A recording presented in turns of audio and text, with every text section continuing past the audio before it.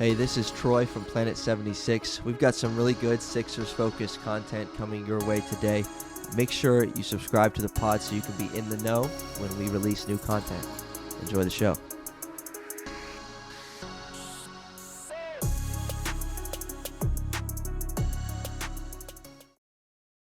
Welcome, everybody, to Planet 76, episode 79.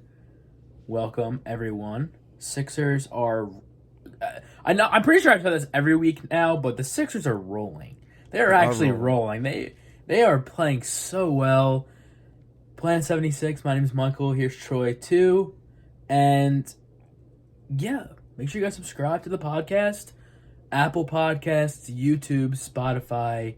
We're basically everywhere, so it's hard to miss the podcast, whatever platform you're on.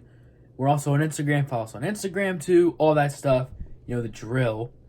So, Sixers just, what is it? It's 8 in a row, right, at this point? 8 in a row, baby. 8 in a row, just closed out. Yesterday, a huge win against the Knicks on Christmas. Merry Christmas to everyone listening. Hope everyone had a nice time. And hopefully you got to watch Sixers because that was a great game. Troy, what do you have? Any thoughts on that? It was a great game, man. We're rolling right along. 8 straight. I mean, this is a team that was 12-12, and now all of us, seriously, like all of a sudden, you win 8 in a row, good things happen. But they're 20-12. They're now 2 back in the loss column of first place. Considering all that they've gone through over these 32 games, that's no small feat. And so I think it's a really, really cool thing to be a Sixers fan right now, and just to see where this team is at. And Tyrese Maxey set to come back maybe toward the end of the week. There's just a lot of good things going on in Sixers land. I see you got some swag on today for this episode, don't you? Got it. Planet 76. You can see that. Shout out to my aunt if she's listening or watching. Logo. Fire. Planet 76 merch.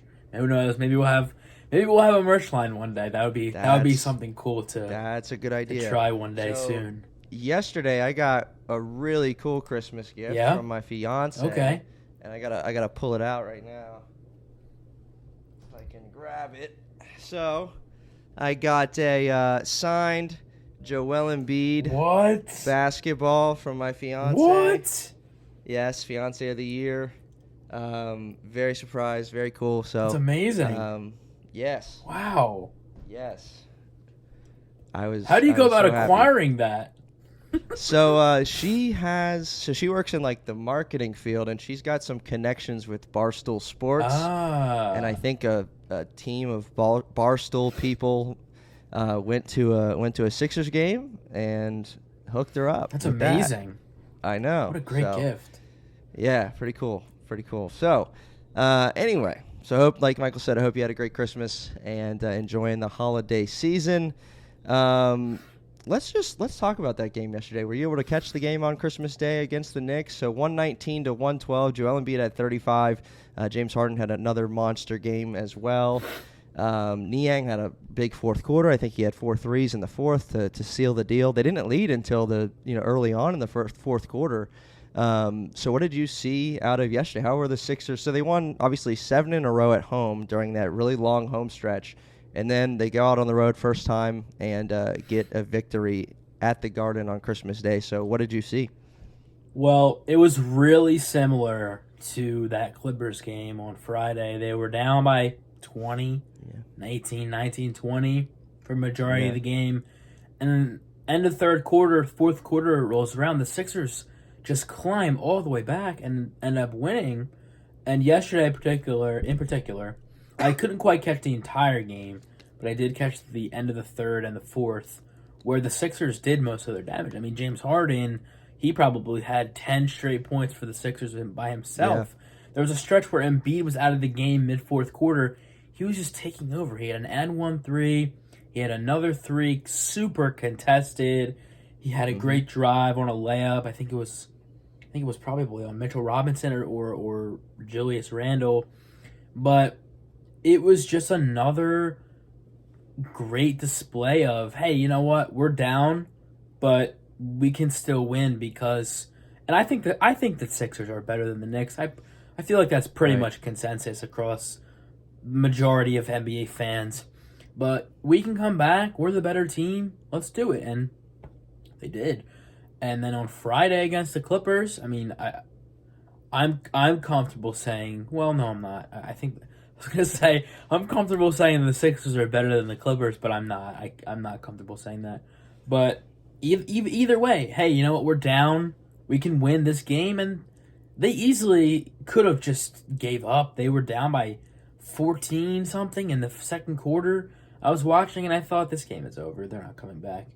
Clippers were just on fire from three, but the Sixers did it once. They did it twice against the Knicks yesterday, and I just very much applaud their efforts because, and you mentioned it too, Niang was great. He had a couple super long range bombs in the middle of the fourth quarter. He was fired up too. He was fired up, and I like the two-man game between him and Harden. He gets a lot of open looks from Harden's pick and roll game, from Harden kind of drawing the defense in towards him. And Harden also, I don't think Harden's afraid to give the ball to Niang in those spots because he knows one, Niang can make them at a high clip. He's probably the Sixers' best three-point shooter, and it might not even be probably. I feel like it's almost certain that he is at this point. So Harden is comfortable giving him the ball in those pick-and-roll situations, even pick-and-pop situations with Niang as well. Just great overall win. And there was a stretch in the fourth quarter where the Knicks didn't score.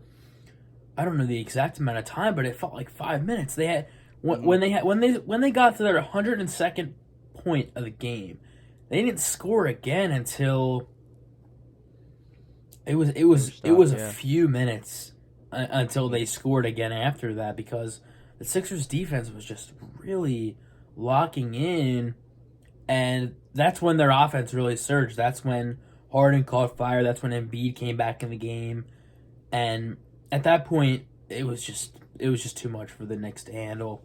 Yeah, a 16-point fourth quarter for the Knicks, and they were stuck for a while. It was obviously a close game heading into the fourth, and then Sixers just went on a roll. Knicks kept calling timeouts and trying to stop them, but they just couldn't. And one of the Harden, since his return, not that this is like earth-shattering, shocking news, but since his return, he's been a part of some very noteworthy two-man games. One of those you mentioned in himself and George Niang for a pick and pop, and then the other one being James and Joel Embiid, which is finally getting some national attention, I guess. You see it posted on different pages and whatnot that aren't Sixers pages, but are just noticing how dominant of a force that these two can be together and how difficult it is to defend.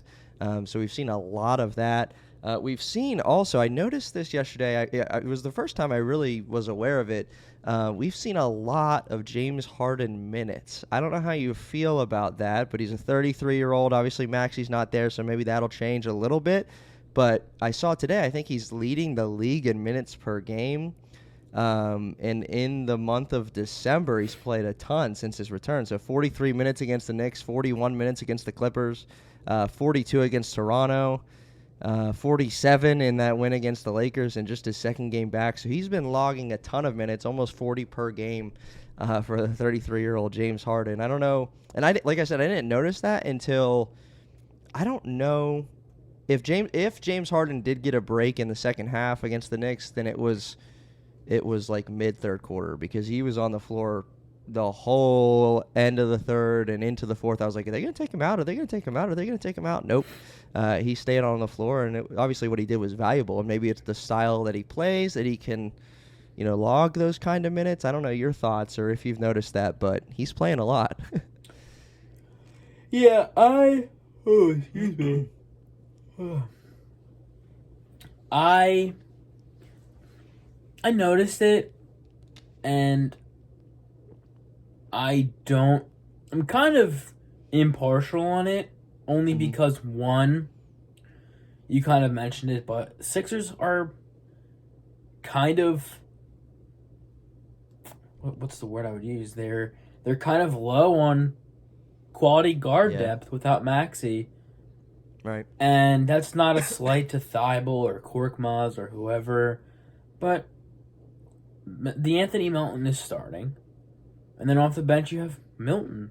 That's really your only quality guard off the bench who's reliable enough to take over for Harden and Melton. So I think some of it's coming out of the fact that no Maxey and they need some extra boost from the guard position they don't have. And what was the other point I had? Oh man, I should have wrote this down. But either way, it's. Do you think it's a bit out of, especially right now, it's a bit out of necessity? Right now, given the circumstances, yeah. Yeah, I think it is. And again, I think a lot of it comes from the Sixers not having Maxey, and there has to be someone has to not replace but fill up those minutes, because Maxey leaves a gaping hole in the roster, and something has to come out of that. Someone has to, whether it's one person or a combined effort thing, you got to kind of make up for that. And I think Harden playing more is an effort to do that. But my oh gosh. My hope is that they don't have to rely on that, and they shouldn't, because once Maxey's back, it makes things a bit easier for everybody involved, and I'd like to think his minutes are going to decrease overall. Yeah, I think they have to, and I think if obviously when the team was healthy for a small window early on, there's an indication that he'll come back to those number of minutes, because December has gone up. Speaking of another guy whose minutes have gone up and he's played extremely well is DeAnthony Melton. So the month of October he was averaging 22 minutes a game for across those 7-8 games. Month of November picked it up to 32 minutes a game, and then lately in the month of December he's been averaging almost 35 minutes a game for DeAnthony Melton. And not only is his playing time going up, but his production has gone up during that time, which you want to see. He's shooting 45% from three during the month of December. He had a 33-point performance against the Lakers, a 15-point performance against the Knicks, several other games, 17, 13, 12, for 15 per game during that stretch of a month. And, he's been as big as anybody. For the reason the Sixers have been able to reel off 8 straight wins. That's why you go and get a guy like that, because quite frankly, if the Sixers were faced with the injuries and situations that they've been dealt this season, and you have, Danny Green affected winning on this team, but he's not going to affect winning like that, like DeAnthony Melton has. So shout out to DeAnthony Melton. He's been nothing short of sensational for the Sixers in the role that he's played. There has been some talk. I know you've heard this. I think you said on your story or something that you were going to post something about. I don't know if you've done it yet. But DeAnthony Melton, there's been some talk of him potentially starting and Tyrese Maxey coming off the bench when Tyrese returns. There's rumors going around. I don't know where exactly the source is for that. Have you posted on that yet? Not yet. Okay. Well, if you would like to share your thoughts, you can. I'm going to post about it tomorrow. So by the time everyone's really listening, the post will probably be out anyway. So my thing is, let's hear it. Trust the love. Let's hear it. So, and I don't really know where this started. I guess it started on Twitter, maybe, or I guess someone said it. Someone tweeted it. Yeah, but DeAnthony Melton possibly starting over Tyrese Maxey, and I really think you could make the case for it simply based on the Sixers really needing, or I guess I should say, based on the fact that Maxey is the player he is. Because, yes, he's been thriving as a starter this season, and last season, but to have a guy off the bench who can score the way he does, right? A guy off the bench who just gives you automatic scoring and shot creation, that's really that kind of I think raises your ceiling because then you have a guy off the bench who you can just give the ball to. And yes, Shake is that guy, but Maxey's clearly better, and he does everything Shake does, but he does it better. And he does a little more, too. That's really what you want. And then if you put Melton in the starting lineup, I think it raises the Sixers' defensive ceiling, too, because they've gotten better and better defensively as the season has gone along. But you could argue that's because Melton has been starting. He started when Harden was out, and he's been starting since Maxey's out, too, and that's been like a month. He's been starting for the better portion of a whole month now, and the season only started late October. So he's been starting 70% of the season, and we've seen an increase in the Sixers' defensive rating. We've seen an increase in how they look defensively, the eye test, if you will. And I would like to think a lot of that can be attributed to Melton because he's guarding the other team's second best player. He's guarding the ball a lot. He's interrupting passes. He's getting in passing lanes. He's blowing things up defensively. And you need a guy like that. You need a guy who can simply just guard the ball and just be there and really bother the other team's second best player. And I think not to mention he's shooting 45% from 3 on 8 attempts a game. He's also been really good offensively. He's a good passer. He's a very good shooter. He can handle the ball. He can get to the rim. He's a very multidimensional offensive player and defensive player. So I think it raises the Sixers' defensive ceiling if Melton is starting. And I think it gives you more to work with off the bench. There's a larger margin for error. I guess that makes sense. In terms of how everyone else on the bench can be. They can be a little worse on some nights because you have Maxey just throwing the game, running with Harris and the rest of the bench, and you get, if they can just stay afloat when Embiid and Harden are on the bench, it's something to consider at the very least. It's something to consider, I think. Right. I was trying real hard while you were talking to think of something that I want to disagree with just for the fun of it. It's hard to disagree, right? But I can't think of anything. I think they can do it. I think even as you touched on it toward the end there, about you run Maxey with Harris in some of those minutes, and I think that's really the key is regardless of who starts. One thing I think we all want to see based on these last 8 games is the lineups that have been around Harden. So when Maxey is out of the game, whether he's starting or not starting, the lineups around Harden and some of these rotations that they've had have just been excellent with Niang with him, of course, and Anthony Melton, of course, with him, and some of those guys. We still want to see that 5 around Harden on the floor, regardless of who starts. I do think, of course, defensively, DeAnthony Melton helps to set a tone when he does start. He helps. I mean, he's averaging 15 a game in the month of December. He's averaging 6 rebounds. He's averaging over 3 assists. I gotta say, I'm sorry to interrupt, but he is 2 steals. He is one of the best guard rebounders I've ever seen. Yeah, he's good. He crashes the glass, but he's there for basically every rebound. He has like a 7-foot wingspan. His arms just reach all the way up. He's up there with the bigs who are supposed to be getting the rebounds. He's there. He's a great rebounder.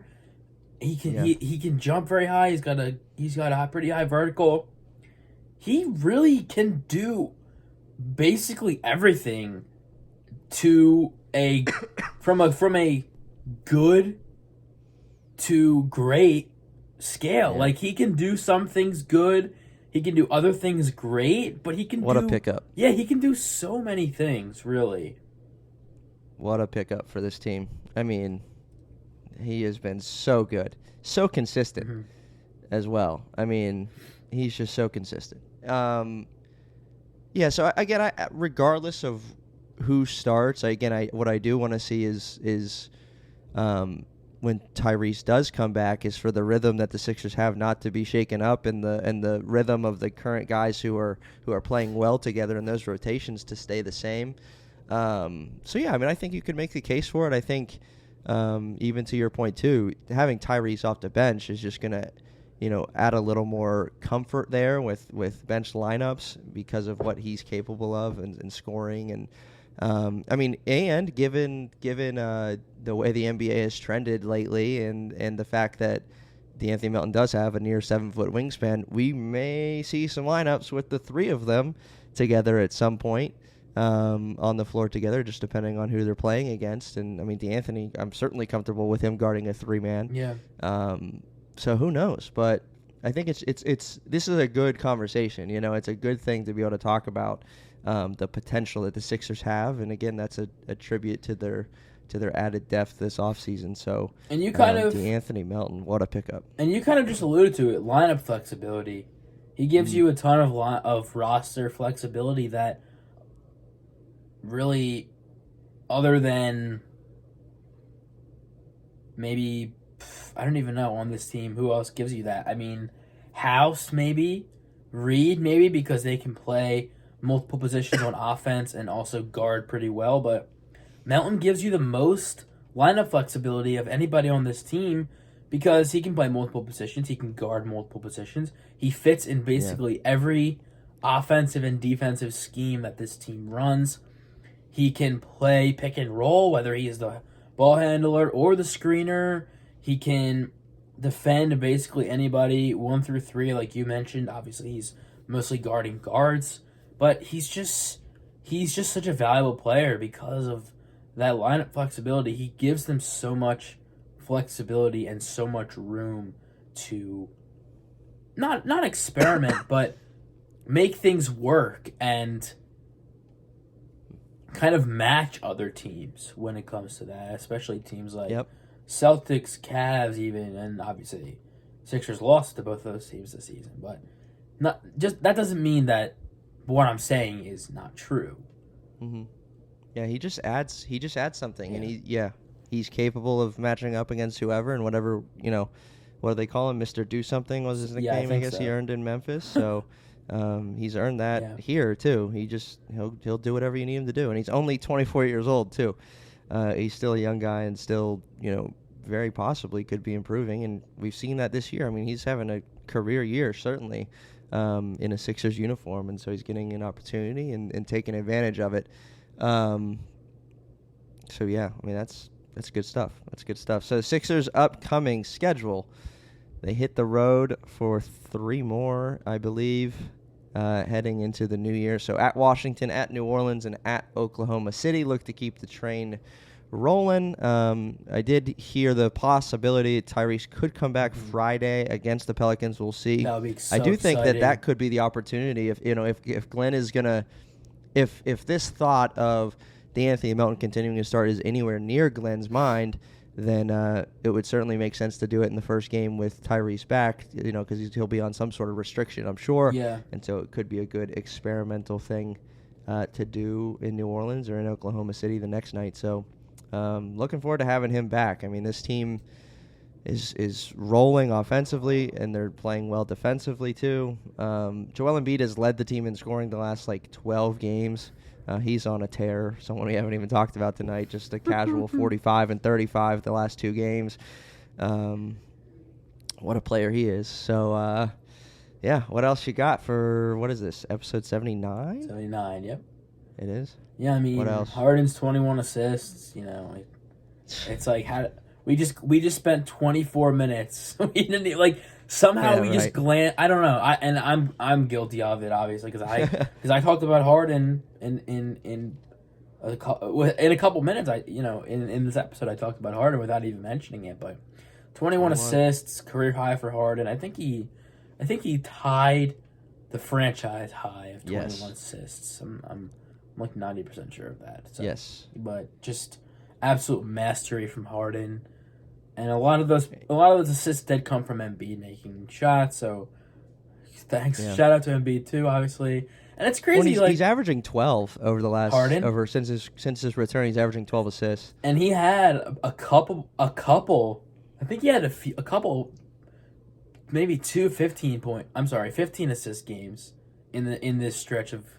Yep, he did 15 and 16. Yeah, and it's just unreal. It's unreal. It really is. You can't say enough good about Harden.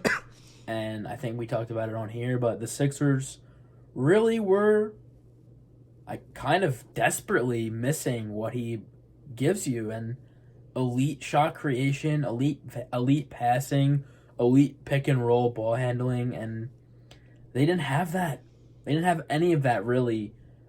And even if they did, it wasn't consistent enough or good enough without Harden. And he just... super underrated piece of this team. Whatever success they have, he's going to be a huge part of it. Well said. Well said. All right, the Sixers are 20-12, 8-game streak. We'll see if that stays alive.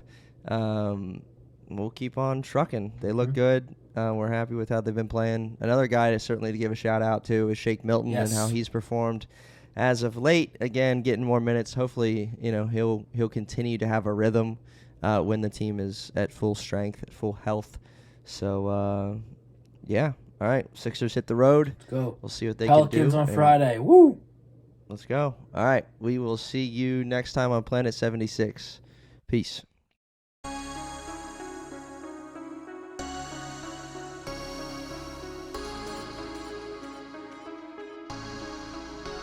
If you are a Philadelphia 76ers fan, this is the podcast for you. Planet 76, a weekly podcast covering all things Philadelphia 76ers. We'll see you next time.